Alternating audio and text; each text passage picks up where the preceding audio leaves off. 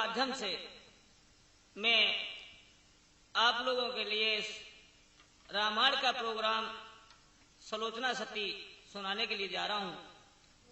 उस समय की बात है जिस समय सलोचना महलों में सो रही है। इधर जब सुबह हुआ तो जैसे ही उठी है तो उसने असगुन रखे हैं और असगुनों को देख करके बहुत व्याकुल होती है और क्या कहने लगी है। हाय विधाता ये हाल क्या है, हाय विधाता ये हाल क्या है, आँखों ही फड़क रही है।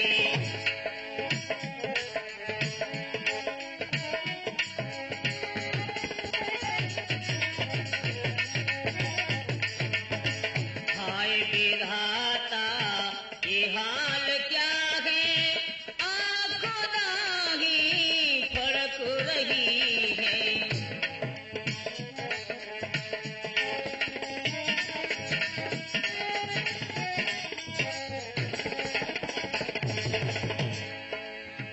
वो मेरा प्यारा प्राण आधारा, सिधारा रणों में लड़ाई करने।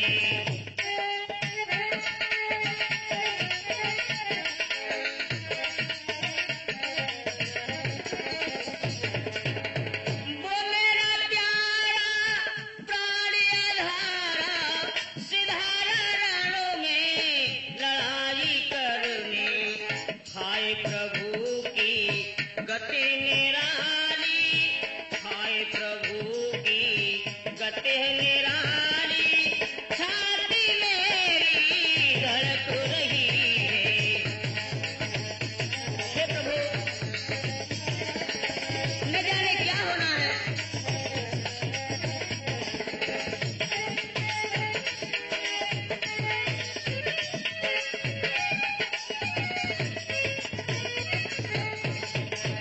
सूर्य सूर्य नाग किन्नर मार सके ना पति को रणों में।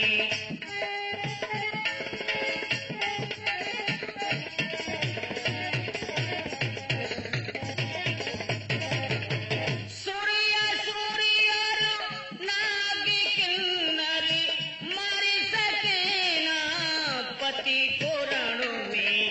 हाय विधाता की गति निराली, हाय विधाता की गति निराली, सर से साड़ी मेरी सरक रही है।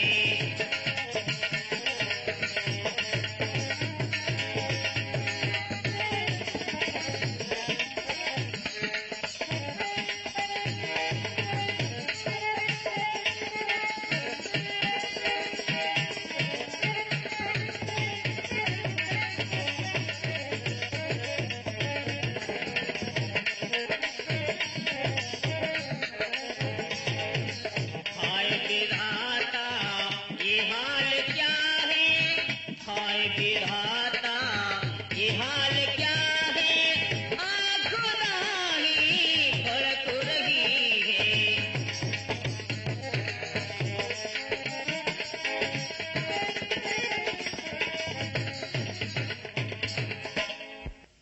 हाँ, तो इधर मेरे प्रिय बंधुओं, ये स्वप्न लिखा है सलोचना ने।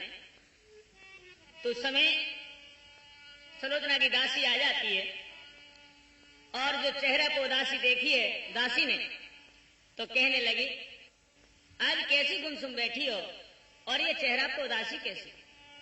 उस समय दासी के शब्द सुने हैं। सलोचना कहने लगी, बहना आज रात्रि में जो मैंने सपना देखा है उससे मैं क्या बताऊं। दासी कहने लगी, आखिर क्या देखा है। तो क्या कह रही है भैया।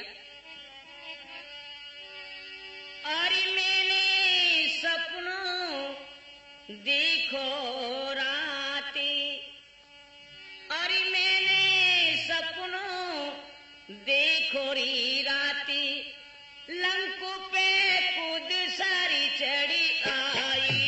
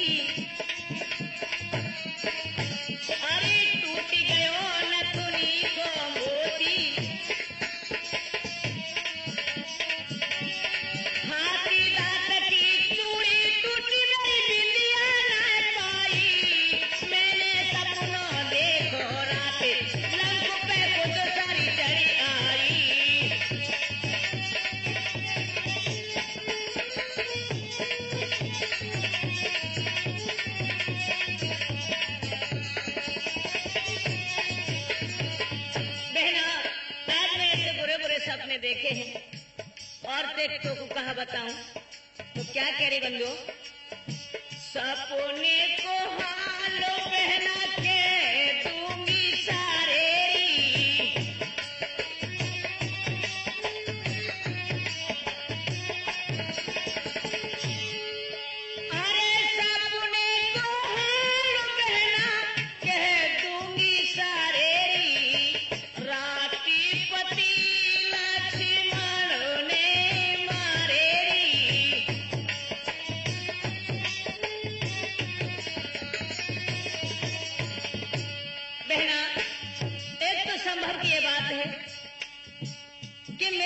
को जो लक्ष्मण ने मारा है मैंने स्वप्न देखा है और मेरे पति को वो मार सकता है जो कि 12 वर्ष नींद और भोजन व स्त्री का त्याग करे, वो मेरे पति का वध कर सकता है, वरना किसी की ताकत नहीं है।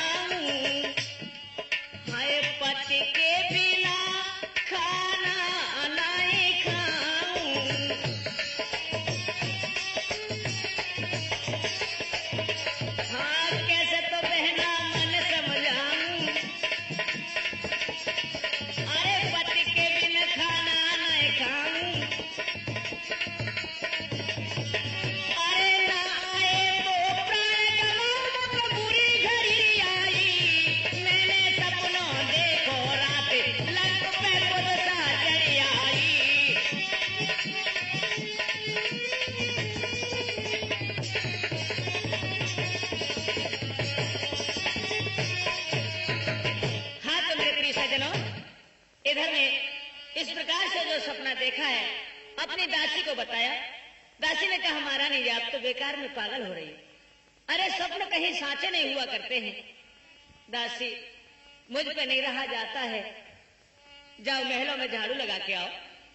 तो आज मेरे प्रिय बंधुओं इधर जो झाड़ू लगाने गई है दासी, तो क्या देखा कि आंगन में और भुजा पड़ी है।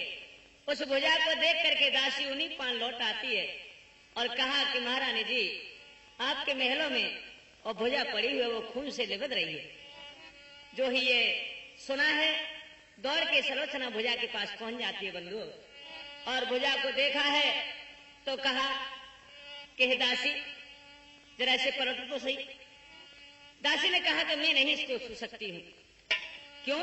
शायद कोई टोटिका तो नहीं करेगा, तुम ही क्यों ना छू लो। उस समय सलोचना कहने लगी सुनो मैं छू तो सकती हूं लेकिन इसमें संदेह है। वो कौन सा? अरे संभव है नारी परीक्षा का, संभव है नारी परीक्षा का, पति ने ये खेल रचाया हो।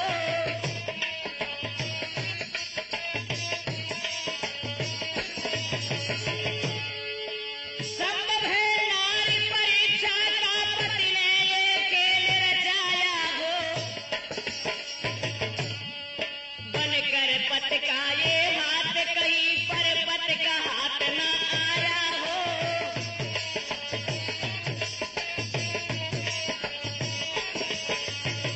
बहन मैं इसलिए हाथ नहीं लगा सकती हूँ, कहीं मेरे पति का हाथ बनकर के दूसरे इंसान का आ गया ना तो क्या होगा।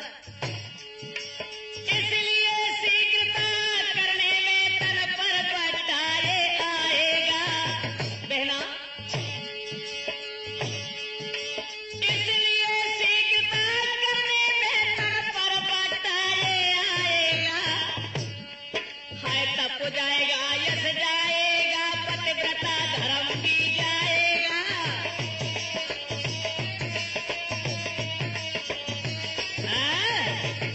इस प्रकार से कहा कि बहन इसलिए शीघ्रता करने में तन पर बट्टा ये आएगा, तप जाएगा यश जाएगा, प्रिय पतिव्रता धर्म भी चला जाएगा।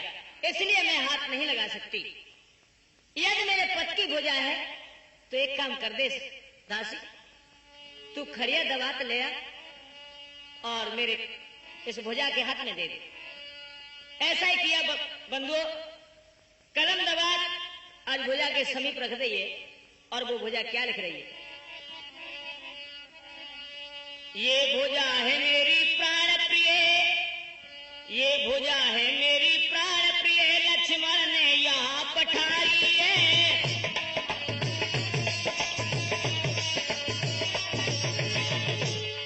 ये भुजा है मेरी प्राण प्रिय, लक्ष्मण ने यहाँ पठाई है। धड़ पड़ा समर की भूमि में, सिर दिया राम को गहाई है।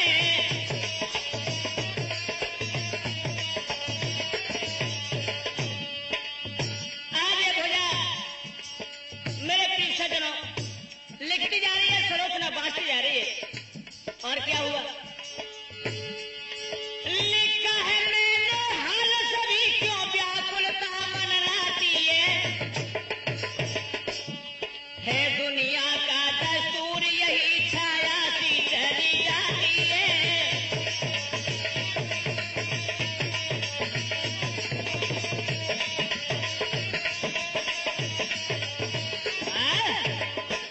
आज मेरे प्रिय सज्जनों इस प्रकार से जो लिखा बाचा है सलोचना ने, एकदम से पछाड़ खा के गिर पड़ी पीछे और कहा स्वामी ये क्या किया आपने पिया।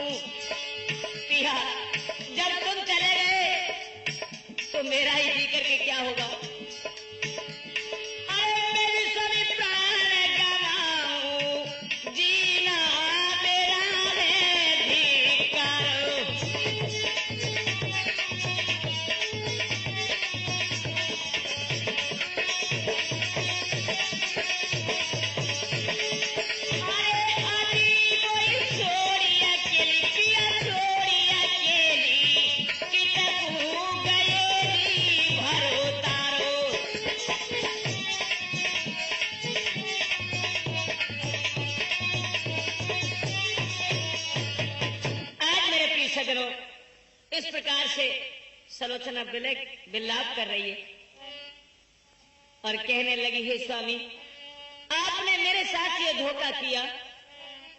और क्या बोलिए, अरे पहले की भांति नाथ तुमने और कुछ भेद न अपना बतलाया, कह गए यज्ञ की बात यहाँ और वहाँ युद्ध जय करवाया।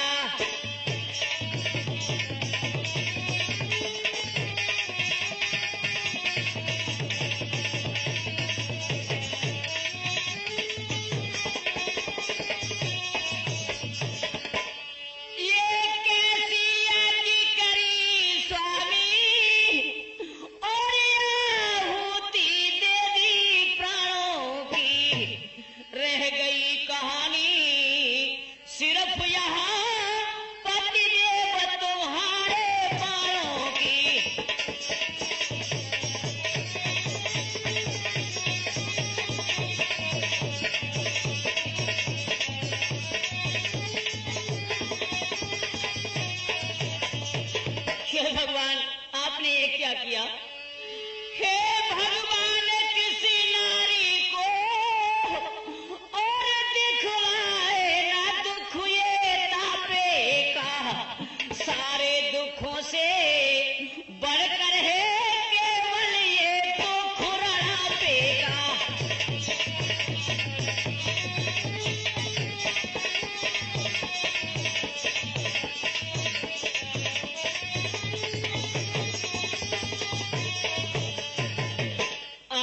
सज्जनों, इस प्रकार से आज कहने लगी, हे भगवान, किसी नारी को दिखलाए न दुख ये तापे का, सारे दुखों से बढ़कर है केवल ये दुख रड़ापे का। बहना, इस बाली उम्र को बिगर पिया कि मैं कैसे काटूंगी? उम्र मेरी कैसे कटे रे बाली, उखरे न दूध पे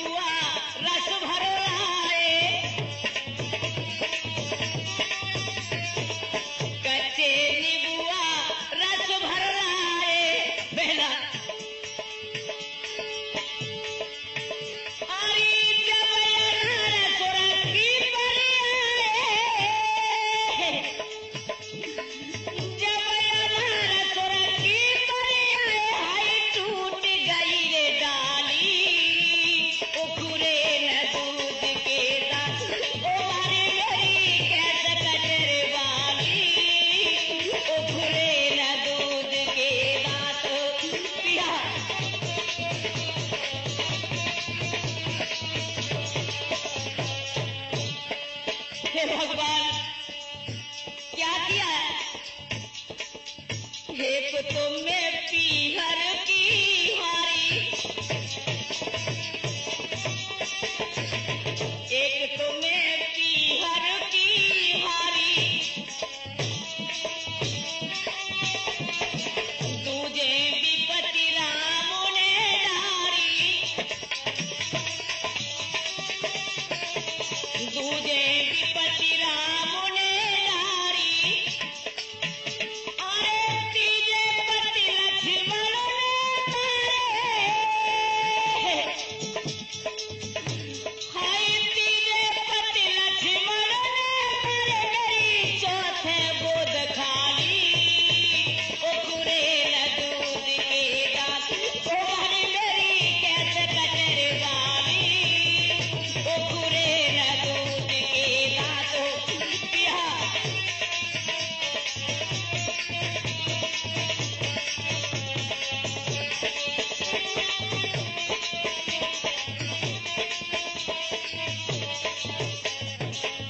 अरे बहना, अब तो एक काम कर दे, जब मेरे स्वामी नहीं रहे तो मेरा भी जीना धिक्कार है। मेरे तारो सब श्रृंगार, मेरे तारो सब श्रृंगार, रानों में तो हो बैठी री बहना, भाग में नहीं लिखा री गहना।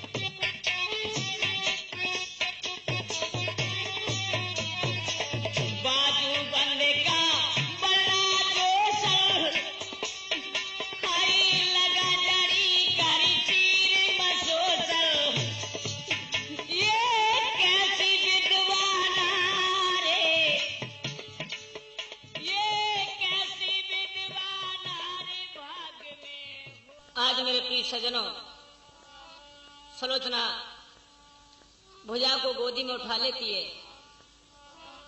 और लेकर के भुजा को अपने ससुर रावण के पास में जा रही है।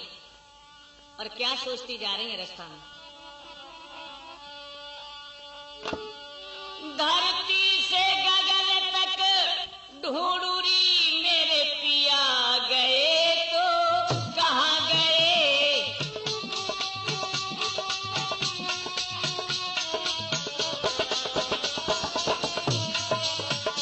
धरती से गगन तक ढूंढूरी मेरे पिया गए तो कहाँ गए,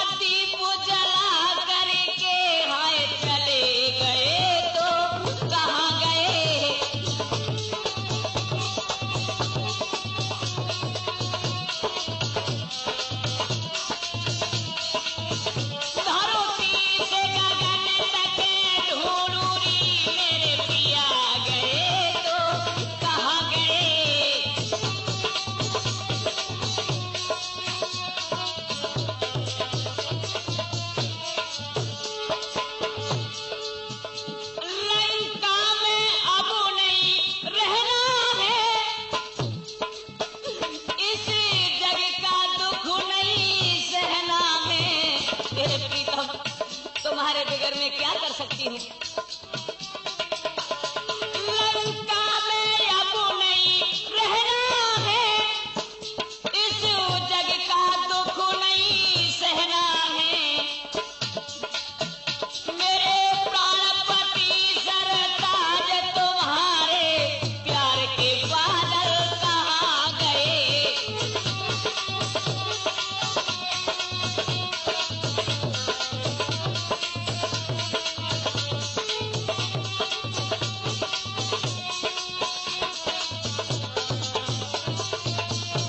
हे भगवान, मैं पिया के संग में जाऊंगी, हाय वापस फिर ना आऊंगी।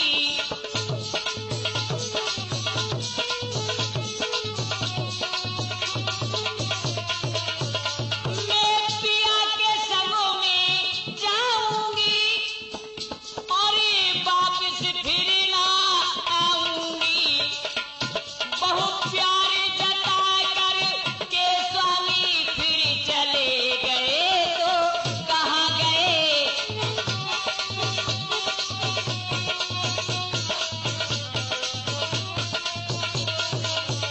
धरती से गगन तक धूड़ी मेरे पिया गए तो कहाँ गए।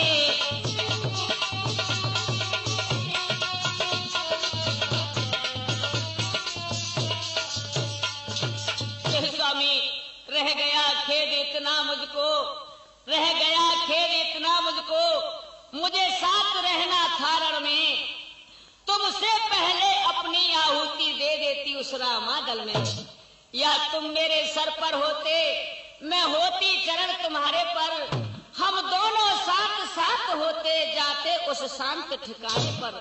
इस धरती पर अपनी जोड़ी, इस धरती पर अपनी जोड़ी अंतिम उत्तम कहलाती थी।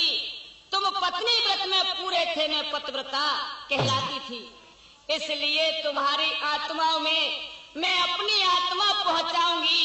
तुम युद्ध मार्ग से चले गए, मैं सती मार्ग से आऊंगी। आज मेरे प्रिय सज्जनों, सलोचना अपने ससुर रावण के दरबार में पहुंची है। तो जब जाकर के पता चला है तो मंत्री ने जब कहा है कि सरकार, आपकी पुत्र वधु सलोचना आपके दरबार में आना चाहती है। हंस करके रावण कहने लगा, कौन हमारी पुत्र वधु सलोचना? उन्हें आदर के साथ बुलाया जाए। आज जाकर के अपने पिता को प्रणाम किया और कहने लगे, कहो कैसे आई हो? हे पिताजी, हम ये सुख की जगह और दुख भोग रहे हैं, ऐसा क्या है? अच्छा नहीं है पिताजी। तो क्या बोली है? पिताजी मोई धीर बंधेना, हो पिताजी मोई धीर बंधेना, फूटी जी मेरी तकोदीर।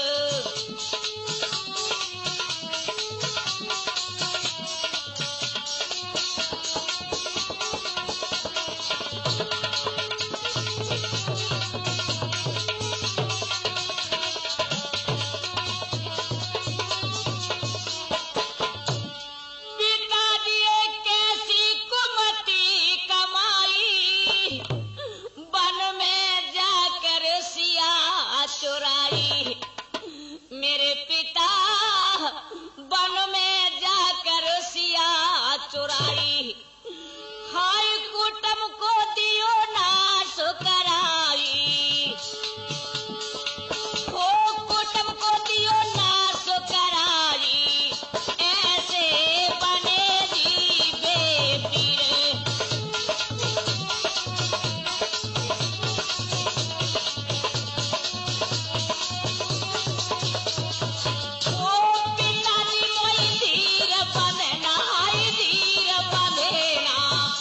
मारे गए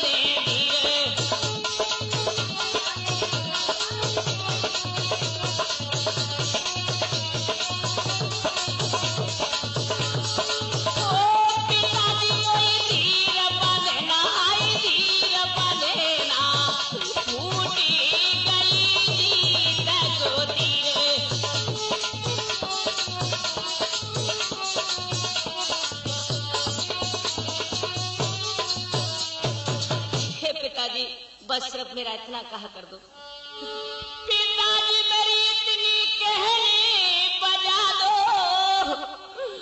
और पति का शीश मांग कर ला दो। मेरे पिता हो पति का शीश मांग कर ला दो। पिताजी मुझे सती करा दो। ओ पिताजी मुझे सती करा दो। जारूंगी अपनो शरीर।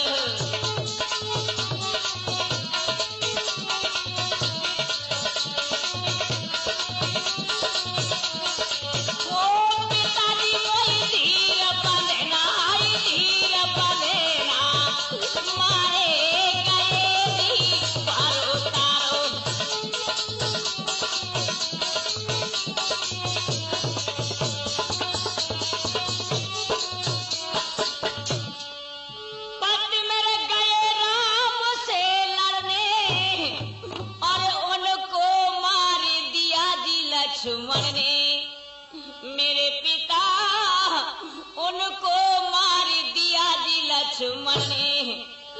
हो पति के संग जाऊंगी, अरे पति के संग में जाऊंगी अपनो शरीर।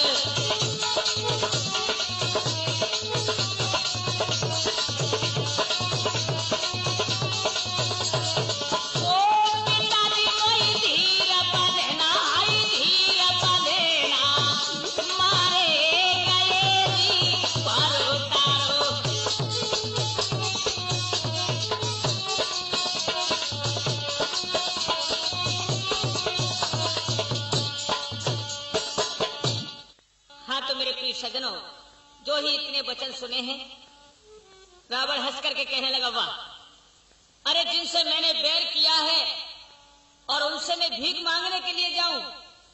सुनो बेटी, बेटे का बदला लेने को मैं अभी समर को जाता हूं।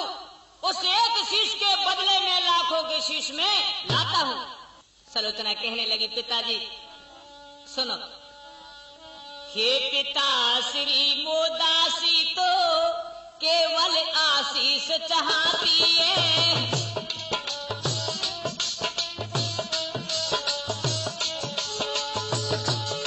हे पिता श्री मोदासी तो केवल आशीष चाहती है।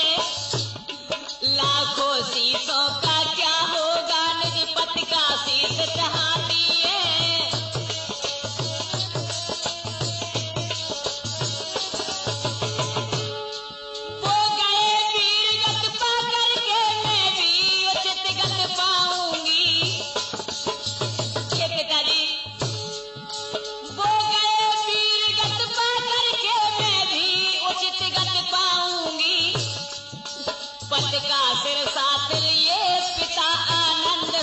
हो जाऊंगी।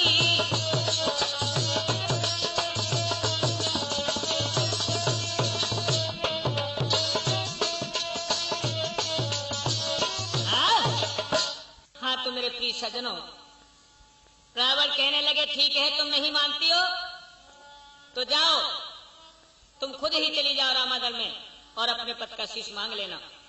आज मेरे प्रिय सज्जनों, सलोचना आधीन होकर के वहां से चली और अपने सास के पास पहुंच जाती है महलों में। तो मेरे प्रिय बंधुओं, जब देखा है मंदोदरी ने तो उसने कहा, कहो बेटी कैसी आई हो? कहने लगे, माता जी सास दल में राम के, भैया सास दल में राम के मारे गए मेरे पति। सास दल में राम के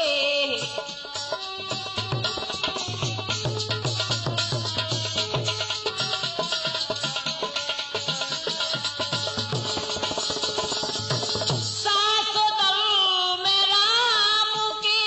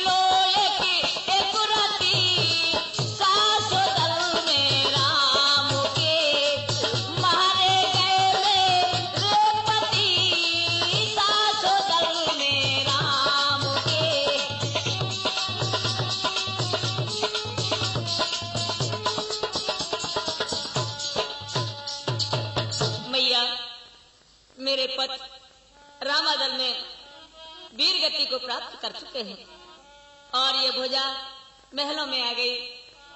इसने मुझे लिख करके पूरा हाल बता दिया है।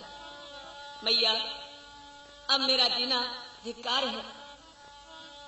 सासो लंका में नाई रहूंगी मैया, सास लंका में अब न रहूंगी। अरे ताने ना सहू जनी जनी के साथ लंका में नाई रहूंगी।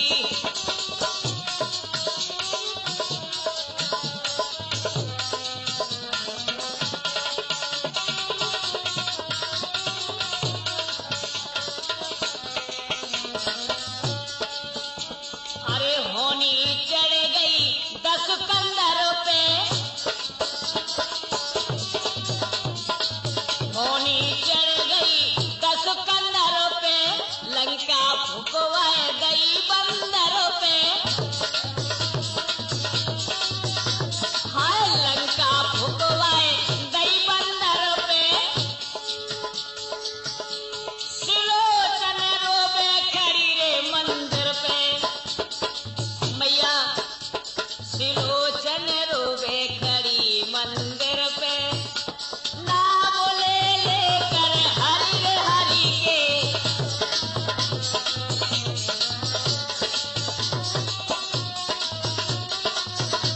सास लंका में नाई रहूंगी, ताने ना सहू जनी जनी के साथ लंका में नाई रहूंगी।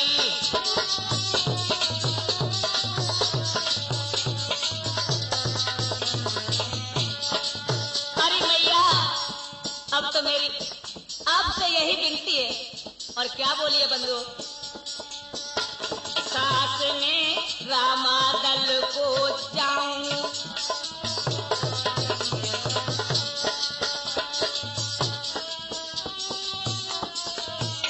सास में रामादल को ही जाऊं। हो मैया रामादल को ही जाऊं। हाय पति का शीश मांग कर लाऊं, पति का शीश मांग कर लाऊं। हाय समंदर पे चिता बनाऊं, अरे समंदर पे चिता बनाऊं। नाम ले लेकर हरि हरि के साथ लंका में नाई रहूंगी, ताने ना सहू जनी जनी के।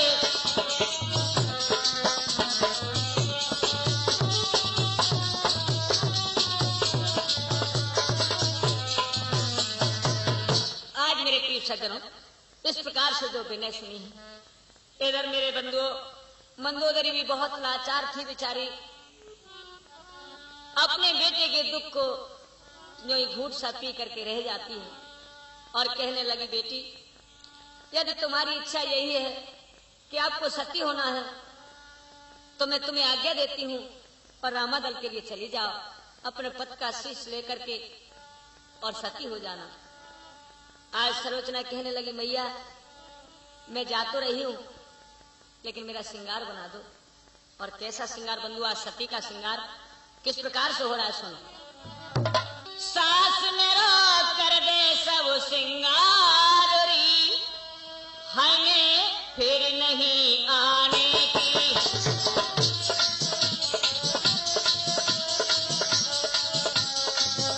सास मेरा कर दे सब श्रृंगार री, में फिर नहीं आने की।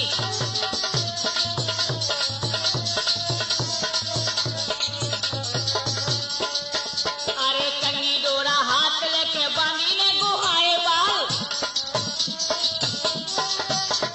कंगी डोरा हाथ लेके बांधी ने गुहाए बाल। शीश पर शीश फूल कारे जुड़ेगी को जाल,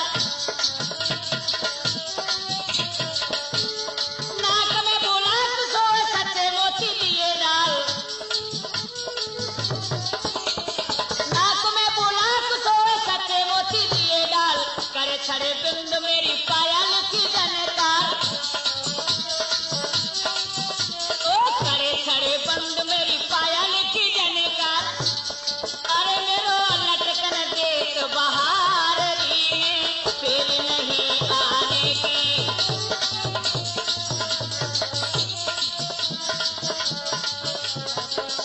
सास मेरो कर दे सब सिंगार री फिर नहीं आने की।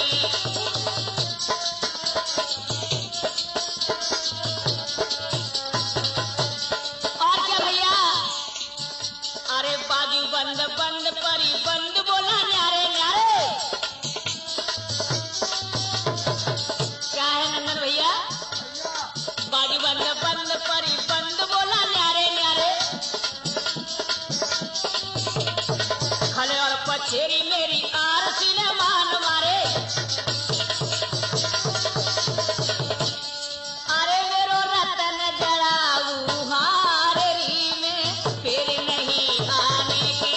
सास मेरो कर दे सब सिंगार री में फिर नहीं आने की।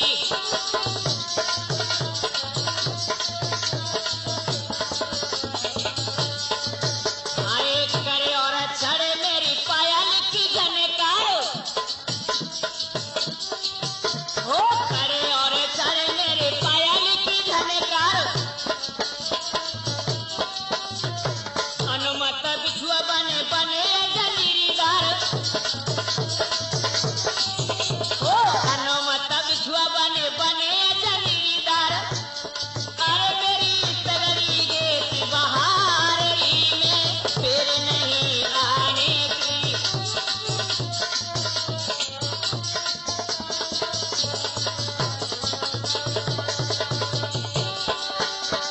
ओ सास मेरो कर दे सब सिंगार री में फिर नहीं आने की।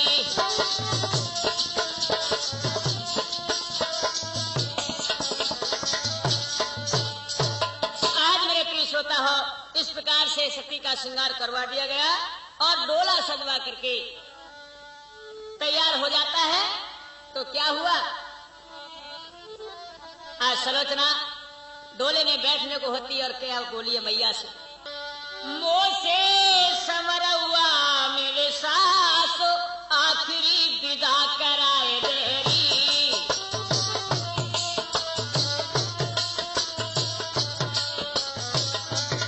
मोसे समरवा मेरे सास आखिरी विदा कराए देरी।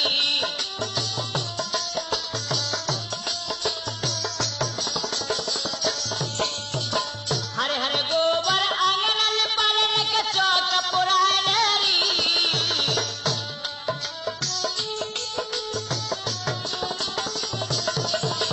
हरे हरे गोबर आंगन पालन के चौक पुराए देरी।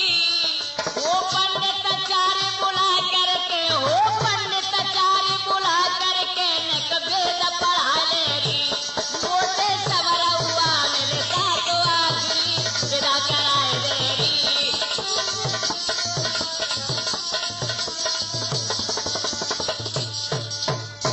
आज मेरे प्रिय सज्जनों, इस प्रकार से मिलकर अपने मैया से और डोला में बैठ करके और रामादल में जब पहुंची है बंधु, तो इधर जब आकर देखा है डोले को, बंदर भालू कहने लगे शायद रावण की समझ में आ गया तो सीता जी को वापस करने आ रहे हैं। जब देखा है डोले में से उतर के चली है, तो बंधुओं सलोचना को देखा और विभीषण जी ने जाकर के बताया, प्रभु आपके शरण में पुत्र वधु सलोचना आना चाहती है। तो जाकर के भगवान को प्रणाम किया और कहा, स्वामी मैं अपने पति का सिर लेने के लिए आई हूं और मैं सती होना चाहती हूं। उस समय बंदर भालू कहने लगे, हे प्रभु हमें कैसे पता चलेगा ये सती हो रही है कि ये वैसे ही है। तो बंधुओं अंगद से कहलवा करके उन्होंने और मेघनाथ का सिर सलोचना के हाथ में दिलवा दिया और कहा कि हे बेटी अपने सतीत्व को बताइए, तुम सती कैसे होना चाहती हो। तो उस समय सिर को लेकर के सलोचना और कहने लगी, हे पिया यदि मैं ऐसा जानती कि तुम रामादल में मारे जाओगे तो मैं अपने पिता शेषनाग को बुलवा लेती तुम्हारी सहायता के लिए। इतने नहीं, सिर एकदम से हंसा बड़ी जोर से बंधुओं, तो सब बंदर भालू घबरा जाते, चौक पड़े, कहने लगे प्रभु ये सिर क्यों हंसा? भगवान कहने लगे सुनो, ये सिर यूं हंसा कि जब सुलोचना ने ये कहा कि तुम्हारी सहायता के लिए अपने पिता शेषनाग को बुलवा लेते, अरे बाबरी शेष के अवतार तो ये लक्ष्मण जी हैं। बंधुओं, इस प्रकार से सतत को दिखा दिया है और लक्ष्मण को आज्ञा दे दी उन्होंने, और हनुमान जी जाइए इनको सती करा दो समुद्र के किनारे। तो क्या हुआ भैया, अरे समुद्र पे जाकर के भैया चंदन की चिता बनाई है,